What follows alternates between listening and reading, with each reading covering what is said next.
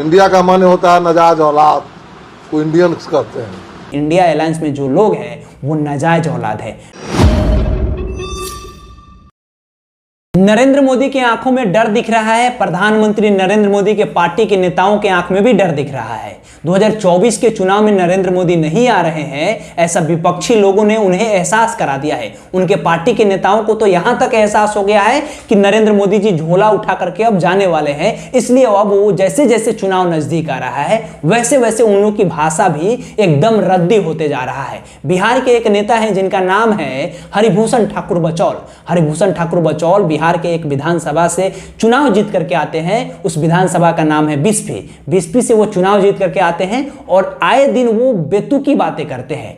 मतलब मुसलमानों को लेकर के उनके नस में उनके जहर इतना भरा हुआ है कि क्या कहा जाए। वो हमेशा मुसलमानों को लेकर के बेतुकी बातें कहते रहते हैं। पिछले दिन भी उन्होंने कहा था कि मुसलमानों की वोटिंग राइट को छीन लेना चाहिए, यानी मुसलमान जो व्यक्ति है, मुसलमान जो लोग हैं, मुसलमान समाज के जो लोग हैं, इस्लाम को जो मानने वाले लोग हैं, उन लोगों से वोटिंग राइट ही छीन लेना चाहिए, उन्हें वोट देने का अधिकार नहीं होना चाहिए। ये बातें बहुत बड़ी बातें हैं, ऐसा नहीं कहना चाहिए, लेकिन उन्होंने कहा है। और उसके साथ साथ आज जो उन्होंने बातें कहा है ये आप सुनिएगा तो आपको लगेगा कि ऐसे नेताओं को कान पकड़ करके सदन से बाहर फेंक देना चाहिए और उनकी जो सर्टिफिकेट मिली है विधायकी की उस सर्टिफिकेट को फाड़ देना चाहिए और वहां पे फिर से उपचुनाव करा देना चाहिए। ऐसी ऐसी बेतुकी बातें कहे दोस्तों। उन्होंने पता है क्या कहा है? उन्होंने साफ तौर पे कहा है कि इंडिया अलायंस में जो लोग हैं वो नाजायज औलाद है। नाजायज औलाद का क्या मतलब होता है आप जान रहे होंगे कि नाजायज औलाद किसे कहा जाता है। उन्होंने ऐसी ऐसी बातें कही है। जरा हमें बताइए कि बहुत सारे ऐसे लोग हैं जो विपक्ष में मतलब कि भारतीय जनता पार्टी के नेता थे और आज के समय में वो विपक्ष में आ गए हैं, क्या वो भी नाजायज औलाद हैं? अगर वे लोग भी नाजायज औलाद हैं तो उन लोगों के साथ में जो लोग रह रहे हैं वो भी नाजायज औलाद होंगे उनके हिसाब से। ये हमारे हिसाब से नहीं बातें हो रही है, ये हरिभूषण ठाकुर बचौल के हिसाब से हम बातें कह रहे हैं कि वो इस तरह की बेतुकी बातें कह रहे हैं। बेहद शर्मनाक, बेहद घटिया, जितना निंदा किया जाए उतना कम है। राजनाथ सिंह जो कहते हैं ना कि कड़ी शब्दों में कड़ी निंदा करते हैं, उससे भी घटिया उन्होंने ये बातें कहा है। ये बिस्फी से विधायक है, हमें तो लग रहा है कि इनको भी डर हो गया है कि अब आने वाले समय में चुनाव हम नहीं जीतने वाले हैं। कब तक हम हिंदू मुस्लिम करेंगे? हिंदू मुस्लिम जो करने वाले पत्रकार हैं उन्हें तो बैन कर दिया गया है। अब जब बैन कर दिया गया है तो उनके जो चचेरे मौसेरे जो विधायक लोग हैं उन लोग को डर हो रहा है कि हमारे भैया दीदी जीजा को तो बैन कर दिया गया है तो हम अब कैसे रहेंगे, इसलिए वो इस तरह की बेतुकी बातें कह रहे हैं।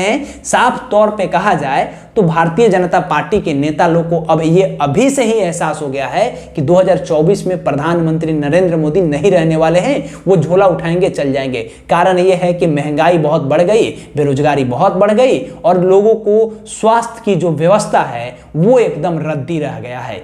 आपने देखा होगा कि पिछले दिनों उन्होंने कितना बड़ा झूठ बोला था बिहार को लेकर के। नरेंद्र मोदी ने कहा था कि दरभंगा में एम्स बन गया है और हाल ही में जब उनके नेता झंझारपुर आए हुए थे अमित शाह तो उन्होंने कह दिया कि 1200 करोड़ रुपए का एम्स बनना है, नीतीश कुमार जी रोक लगाए हैं। पहले ही बता देते, आपके नेता कह रहे हैं कि बन गया और आप कह रहे हैं कि रोक लगा दीजिए। तो पहले जांच पड़ताल होनी चाहिए, बेतुकी बातें नहीं होनी चाहिए। जिस तरह से नरेंद्र मोदी के डिग्री पर सवाल उठता है ठीक वैसे ही उनके पार्टी के तमाम नेताओं के ऊपर भी डिग्री का सवाल उठ रहा है कि ये किस तरह की डिग्री है इन्हें, ये ऐसी ऐसी बातें कह रहे हैं। एक और है बिहार से, बड़े नेता है जो बड़ी मार्जिन से चुनाव जीत करके आए थे, कन्हैया कुमार के सामने में चुनाव लड़े थे और बहुत मार्जिन से चुनाव जीते थे।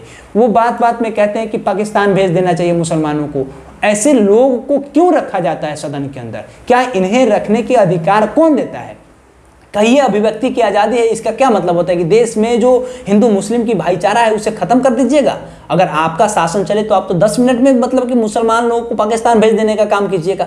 इस तरह की बातें नहीं होनी चाहिए दोस्तों। अगर इस तरह की बातें हो रहा है तो हमें जहां तक लगता है कि ये बेहद घटिया, बेहद शर्मनाक और जितना निंदा किया जाए कम है। साथ ही साथ एक और बड़े नेता है जो बिहार से आते हैं, उन्होंने गाना गाया था, उन्होंने एक से बढ़ के एक गाना गाया था, रिंकिया के पापा से लेकर के ना जाने कौन कौन सा गाना गाया था।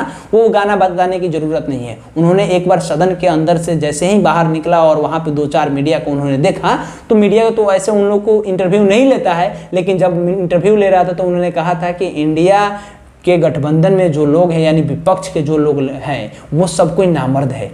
क्या ये चेकअप कराए थे कि सारे लोग नामर्द हैं? कैसे इन्हें पता है कि वो लोग नामर्द है? ये कितनी मतलब तुच्छ बातें हैं, कितनी घटिया बातें हैं।